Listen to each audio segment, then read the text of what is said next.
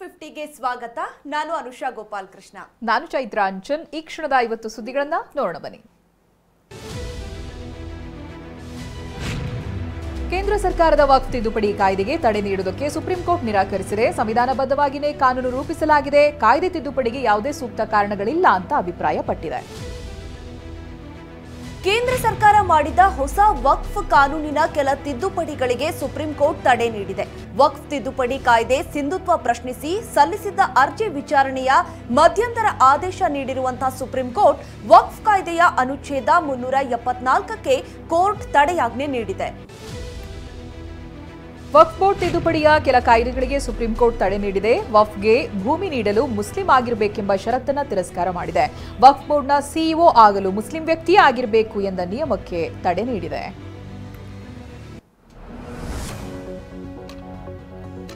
ಆಸ್ತಿಯನ್ನ ವಕ್ಫ್ ಮಾಡಬೇಕಿದ್ರೆ ವ್ಯಕ್ತಿಯೊಬ್ಬ ಇಸ್ಲಾಂ ಧರ್ಮವನ್ನ ಕನಿಷ್ಠ 5 ವರ್ಷಗಳಿಂದ ಅನುಸರಿಸುತ್ತಿರಬೇಕು ಎನ್ನುವಂತಹ ನಿಯಮಕ್ಕೆ ಕೋರ್ಟ್ ತಡೆ ನೀಡಿದೆ. ವಕ್ಫ್ ಬೋರ್ಡ್ನಲ್ಲಿ ಮುಸ್ಲಿಮೇತರರನ್ನ ಸದಸ್ಯರಾಗಿ ನೇಮಕ ಮಾಡೋದಕ್ಕೆ ತಡೆ ನೀಡಲು ಕೋರ್ಟ್ ನಿರಾಕರಿಸಿದೆ. ಇನ್ನು ಮುಖ್ಯ ಕಾರ್ಯನಿರ್ವಾಹಕ ಅಧಿಕಾರಿ ಮುಸ್ಲಿಂ ಆಗಿರಬೇಕು ಅಂತ ಕೋರ್ಟ್ ಹೇಳಿದೆ. ಕೇಂದ್ರ ವಕ್ಫ್ ಕೌನ್ಸಿಲ್ನಲ್ಲಿ 4 ಮಂದಿಗಿಂತ ಹೆಚ್ಚು ಮುಸ್ಲಿಮೇತರರು ಇರಬಾರದು. ರಾಜ್ಯ ವಕ್ಫ್ ಬೋರ್ಡ್ಗಳಲ್ಲಿ ಈ ಸಂಖ್ಯೆ 3 ಮೀರಬಾರದು ಅಂತ ಹೇಳಿದೆ. ಈ ಬಾರಿ ದಸರಾಗೆ ಬೂಕರ್ ಪ್ರಶಸ್ತಿ ವಿಜೇತೆ ಸಾಹಿತಿ ಬಾನು ಮುಷ್ತಾಕ್ ಅವರೇ ಚಾಲನೆ ನೀಡಲಿದ್ದಾರೆ. ಬಾನು ಮುಷ್ತಾಕ್ ಆಯ್ಕೆ ವಿರೋಧಿಸಿ ಮಾಜಿ ಸಂಸದ ಪ್ರತಾಪ್ ಸಿಂಹ ಸೇರಿದಂತೆ 3 ಸಲ್ಲಿಸಿದ್ದ ಸಾರ್ವಜನಿಕ ಹಿತಾಸಕ್ತಿ ಅರ್ಜಿಗಳನ್ನು ಹೈಕೋರ್ಟ್ ವಿಭಾಗೀಯ ಪೀಠ ವಜಾಗೊಳಿಸಿದೆ. ಬಾನು ಮುಷ್ತಾಕ್ರಿಂದ ದಸರಾ ಉದ್ಘಾಟಿಸಬಾರದು ಅಂತ ಮಾಜಿ ಸಂಸದ ಪ್ರತಾಪ್ ಸಿಂಹ, ಟಿ ಗಿರೀಶ್ ಕುಮಾರ್ ಹಾಗೆ ಎಚ್ಎಸ್ ಗೌರವ್ ಪಿಎಲ್ ಅನ್ನು ಸಲ್ಲಿಸಿದ್ರು. ಅರ್ಜಿ ವಿಚಾರಣೆ ನಡೆಸಿದ ಹೈಕೋರ್ಟ್ನ ಮುಖ್ಯ ನ್ಯಾಯಮೂರ್ತಿ ವಿಭು ಬಕ್ರು ಮತ್ತು ನ್ಯಾಯಾಧೀಶರಾದ ಸಿಎಂ ಜೋಶಿ ನ್ಯಾಯಪೀಠ ಅರ್ಜಿಗಳನ್ನು ವಜಾಗೊಳಿಸಿ ಆದೇಶ ಪ್ರಕಟಿಸಿದೆ. ಬಾನು ಮುಷ್ತಾಕ್ ಅವರನ್ನ ಉದ್ಘಾಟನೆಗೆ ಆಹ್ವಾನಿಸಿದ್ದು ಸರಿಯಲ್ಲ. ಹಿಂದೂ ವಿರೋಧಿ, ಕನ್ನಡ ವಿರೋಧಿ ಹೇಳಿಕೆಯನ್ನ ನೀಡಿದ್ದಾರೆ. ಭುವನೇಶ್ವರಿ ಕನ್ನಡ ಬಾವುಟದ ಬಗ್ಗೆ ಆಕ್ಷೇಪಾರ್ಹ ಹೇಳಿಕೆ ಕೊಟ್ಟಿದ್ದಾರೆ. ಕೆಂಪು ಹಳದಿ ಬಣ್ಣದ ಬಗ್ಗೆ ಆಕ್ಷೇಪಾರ್ಹ ಹೇಳಿಕೆ ನೀಡಿದ್ದಾರೆ ಅಂತ ಪ್ರತಾಪ್ ಸಿಂಹ ಪರ ವಕೀಲರು ವಾದಿಸಿದ್ರು. ಪ್ರತಾಪ್ ಸಿಂಹ ಪರ ವಾದ ಆಲಿಸಿದ ನ್ಯಾಯಮೂರ್ತಿಗಳು ಕೆಲ ಪ್ರಶ್ನೆಗಳನ್ನ ಹಾಕಿದ್ರು. ನಿಮ್ಮ ಯಾವ ಹಕ್ಕು ಉಲ್ಲಂಘನೆಯಾಗಿದೆ ಹೇಳಿ ಅಂತ ಪ್ರತಾಪ್ ಸಿಂಹ ಪರ ವಕೀಲರಿಗೆ ಸಿಜೆ ವಿಭು ಬಕ್ರು ಪ್ರಶ್ನಿಸಿದ್ರು. ನಿಮ್ಮ ಅಭಿಪ್ರಾಯವನ್ನ ಸೂಕ್ತ ವೇದಿಕೆಯಲ್ಲಿ ಹೇಳಬಹುದು, ಆದ್ರೆ ಯಾವ ಹಕ್ಕು ಉಲ್ಲಂಘನೆಯಾಗಿದೆ ಅಂತ ಹೇಳಿ. ಪೂಜಾರಿಯ ಪೂಜೆಯ ಹಕ್ಕನ್ನ ಕಿತ್ಕೊಂಡಿದ್ರೆ ಪ್ರಶ್ನಿಸಬಹುದು ಅಂತ ಹೇಳಿದ್ದಾರೆ. ವಿಭಿನ್ನ ನಂಬಿಕೆಯ ವ್ಯಕ್ತಿಯನ್ನ ದಸರಾ ಉದ್ಘಾಟನೆಗೆ ಆಹ್ವಾನಿಸಿರೋದ್ರಿಂದ ಸಾಂವಿಧಾನಿಕ ಅಥವಾ ಕಾನೂನು ಹಕ್ಕನ್ನ ಉಲ್ಲಂಘಿಸುತ್ತದೆ ಎಂಬ ವಾದ ಒಪ್ಪಿಕೊಳ್ಳಲು ಸಾಧ್ಯವಿಲ್ಲ ಅಂತ ಇದೇ ಸಂದರ್ಭದಲ್ಲಿ ನ್ಯಾಯಪೀಠ ಅಭಿಪ್ರಾಯಪಟ್ಟಿದೆ. ಪಿಎಲ್ ಅರ್ಜಿ ಸಲ್ಲಿಸಿದ ಪ್ರತಾಪ್ ಸಿಂಹಗೆ ದಂಡ ವಿಧಿಸಬೇಕು ಅಂತ ಎಜಿ ಶಶಿಕಿರಣ್ ಶೆಟ್ಟಿ ಮನವಿಯನ್ನ ಮಾಡಿಕೊಂಡಿದ್ದಾರೆ. ಆದರೆ ಮನವಿಯನ್ನು ನಿರಾಕರಿಸಿದ ನ್ಯಾಯಪೀಠ ವಿಜಯದಶಮಿ ಅಂತ ಹೇಳಿದ್ರೆ ಕೆಟ್ಟದರ ವಿರುದ್ಧ ಗೆಲುವು ಅನ್ನುವ ಅರ್ಥದಲ್ಲಿ ದೇಶಾದ್ಯಂತ ಈ ಹಬ್ಬವನ್ನ ಆಚರಿಸಲಾಗುತ್ತೆ. ಇದರಲ್ಲಿ ಧರ್ಮ ತೋರಿಸೋದು ಸರಿಯಲ್ಲ ಅಂತ ನ್ಯಾಯಪೀಠ ಅಭಿಪ್ರಾಯಪಟ್ಟಿದೆ. ಮಾಜಿ ಸಂಸದ ಪ್ರತಾಪ್ ಸಿಂಹ ವಿರುದ್ಧ ಸಿಎಂ ಸಿದ್ದರಾಮಯ್ಯ ಕೆಂಡಾಮಂಡಲರಾದರು. ಪ್ರಜಾಪ್ರಭುತ್ವ ದಿನಾಚರಣೆ ಕಾರ್ಯಕ್ರಮದಲ್ಲಿ ಮಾತನಾಡಿದ ಸಿಎಂ, ಮಾಜಿ ಸಂಸದನಿಗೆ ಸಂವಿಧಾನ ಗೊತ್ತಿಲ್ಲ ಅಂದ್ರೆ ಏನೆಂದು ಕರಿಬೇಕು ಅನ್ನುತ್ತಲೇ ಪರೋಕ್ಷವಾಗಿ ಪ್ರತಾಪ್ ಸಿಂಹನ ಮೂರ್ಖ ಅಂದ್ರು. ಬಾನು ಮುಷ್ತಾಕ್ರಿಂದ ದಸರಾ ಉದ್ಘಾಟನೆ ಪ್ರಶ್ನಿಸಿ ಪಿಎಲ್ ಅರ್ಜಿ ಸಲ್ಲಿಸಿದ್ದ ಪ್ರತಾಪ್ ಸಿಂಹ ವಿರುದ್ಧ ಡಿಸಿಎಂ ಡಿಕೆ ಶಿವಕುಮಾರ್ ಗರಂ ಆದ್ರು.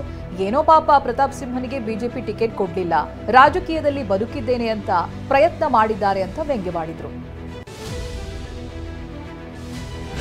ಹೈಕೋರ್ಟ್ನಿಂದ ಪಿಐಎಲ್ ಅರ್ಜಿ ವಜಾ ಬೆನ್ನಲ್ಲೇ ಪ್ರತಿಕ್ರಿಯೆ ನೀಡಿದ ಸಚಿವ ಎಚ್.ಸಿ. ಮಹದೇವಪ್ಪ, ಇನ್ನಾದ್ರೂ ಅವರು ಬುದ್ಧಿ ಕಲೀಲಿ. ಬಿಜೆಪಿಯವರು ರಾಜಕೀಯ ಪ್ರೇರಿತ ಹೋರಾಟ ಮಾಡಿದ್ದರು. ಅನವಶ್ಯಕವಾಗಿ ಅರ್ಜಿ ಹಾಕಿ ಗೊಂದಲ ಸೃಷ್ಟಿಸುವವರು ಪಾಠ ಕಲೀಲಿ ಅಂತ ಗರಂ ಆದ್ರು. ವಾಲ್ಮೀಕಿ ಹಗರಣ ಪ್ರಕರಣದಲ್ಲಿ ಮಹತ್ವದ ಬೆಳವಣಿಗೆಯಾಗಿದೆ. ಮೊದಲ ಬಾರಿಗೆ ಪ್ರಕರಣಕ್ಕೆ ಸಿಬಿಐ ಎಂಟ್ರಿ ಆಗಿದ್ದು ಬಿಜೆಪಿ ಪಾಲಿಕೆ ಸದಸ್ಯನ ಮೇಲೆ ಮನೆಯ ಮೇಲೆ ರೇಡ್ ಮಾಡಿದೆ. ಕಾರ್ಪೊರೇಟ್ ಗೋವಿಂದರಾಜುಲು ಮನೆ ಮೇಲೆ ದಾಳಿಯನ್ನು ನಡೆಸಲಾಗಿದೆ. ಮಾಜಿ ಸಚಿವ ಬಿ ನಾಗೇಂದ್ರ ಆಪ್ತರಿಗೂ ಕೂಡ ಶಾಕ್ ಎದುರಾಗಿದೆ. ನಾಗೇಂದ್ರ ಆಪ್ತ ಆಗಿರೋ ಬಳ್ಳಾರಿ ಬಿಜೆಪಿ ಕಾರ್ಪೊರೇಟರ್ ಗೋವಿಂದರಾಜುಲು ಮನೆ ಮೇಲೆ ದಾಳಿ ಮಾಡಲಾಗಿದೆ. ಬಳ್ಳಾರಿಯ ಗಾಂಧಿನಗರದಲ್ಲಿರುವಂತಹ ಮನೆಗಳಲ್ಲಿ ಹಲವು ದಾಖಲೆಗಳನ್ನು ಪರಿಶೀಲನೆ ಮಾಡಿದ್ರು.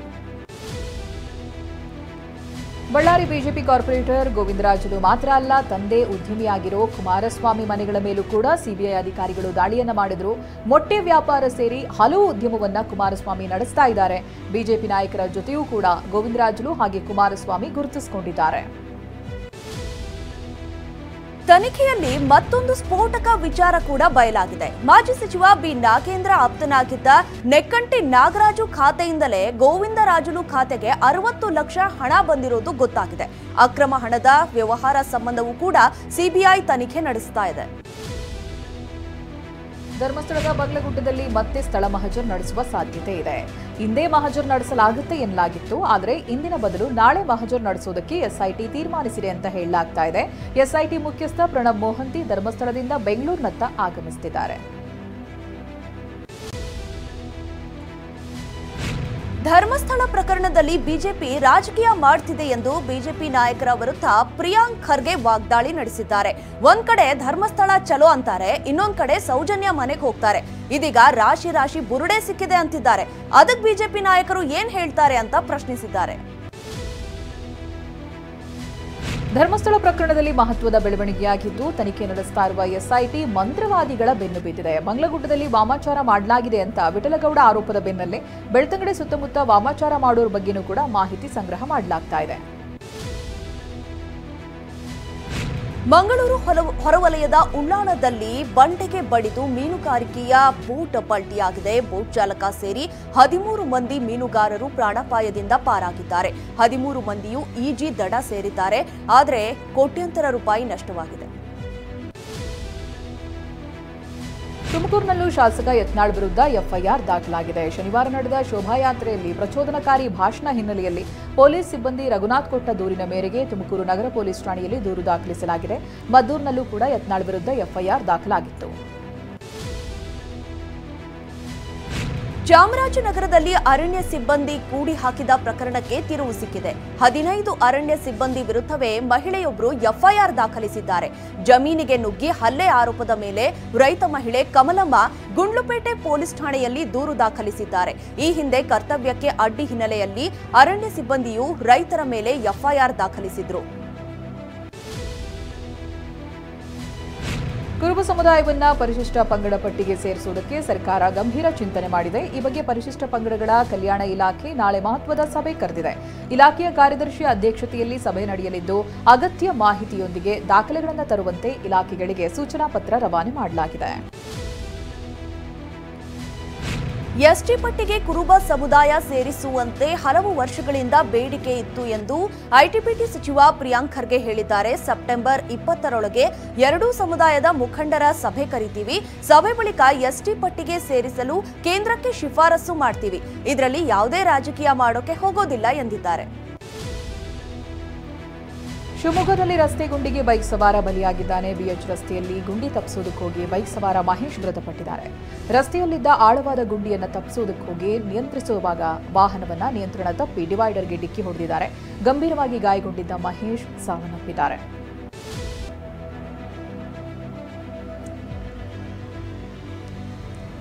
ಇನ್ನು ಬೆಂಗಳೂರಿನಲ್ಲಿ ಬಿಎಂಟಿಸಿ ಬಸ್ ಬೆಂಕಿಗೆ ಆಹುತಿಯಾಗಿದೆ. ಮೆಜೆಸ್ಟಿಕ್ನಿಂದ ಕಾಡುಗೋಡಿಗೆ ತೆರಳುತ್ತಾ ಇದ್ದಂತ ಬಸ್ ಗೇಟ್ ಬಳಿ ದಗದಗಿಸಿದೆ. ಬೆಳಗಿನ ಜಾವ 5:15ಕ್ಕೆ ಎಂಜಿನ್ನಲ್ಲಿ ಹೊಗೆ ಕಾಣಿಸಿಕೊಳ್ತಾ ಇದ್ದಂತೆ ತತ್ಕ್ಷಣ ಪ್ರಯಾಣಿಕರು ಕೆಳಗಿಳಿದು ಪ್ರಾಣ ಉಳಿಸಿಕೊಂಡಿದ್ದಾರೆ. ಸ್ಥಳಕ್ಕಾಗಮಿಸಿದ ಅಗ್ನಿಶಾಮಕ ಸಿಬ್ಬಂದಿ ಬೆಂಕಿ ನಂದಿಸಿದ್ದಾರೆ.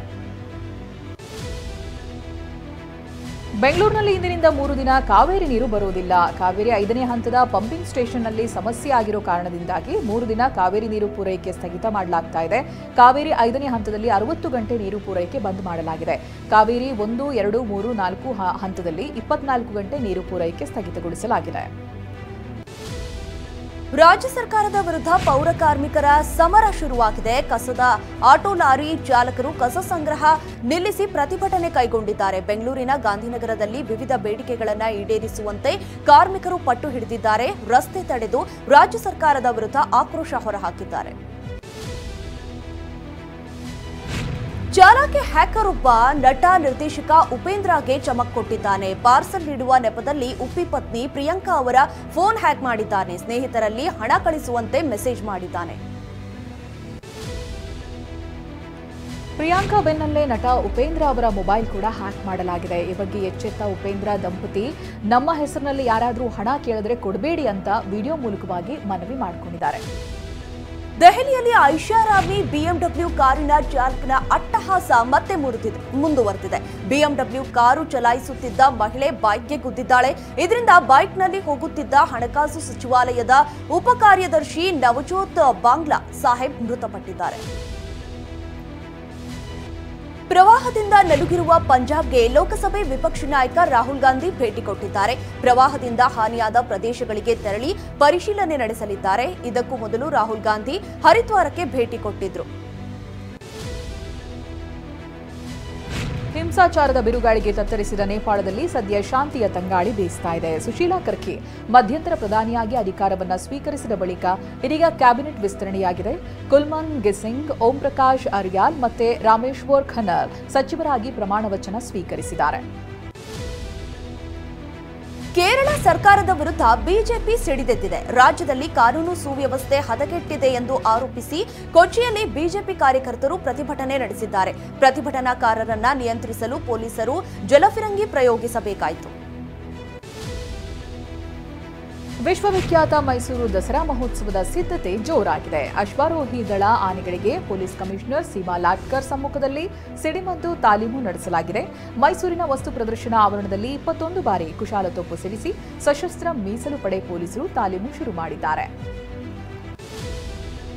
ದಸರಾ ಆನೆಗಳಿಗೆ ವಸ್ತು ಪ್ರದರ್ಶನ ಪ್ರಾಧಿಕಾರದಿಂದ ಪೂಜೆ ಸಲ್ಲಿಕೆಯಾಗಿದೆ. ಇಂದಿನ ಕುಶಾಲತೋಪು ತಾಲೂಕಿನಲ್ಲಿ ಅಭಿಮನ್ಯು, ಧನಂಜಯ, ಕಾವೇರಿ, ಲಕ್ಷ್ಮಿ, ಭೀಮಾ, ಏಕಲವ್ಯ ಸೇರಿ ಒಟ್ಟು 14 ಆನೆಗಳು ಭಾಗಿಯಾಗಿವೆ. ಇದೇ ವೇಳೆ ಸಿಡಿಮದ್ದು ಶಬ್ದಕ್ಕೆ ಶ್ರೀಕಂಠ, ಹೇಮಾವತಿ ಆನೆಗಳು ಸ್ವಲ್ಪ ವಿಚಲಿತಗೊಂಡವು.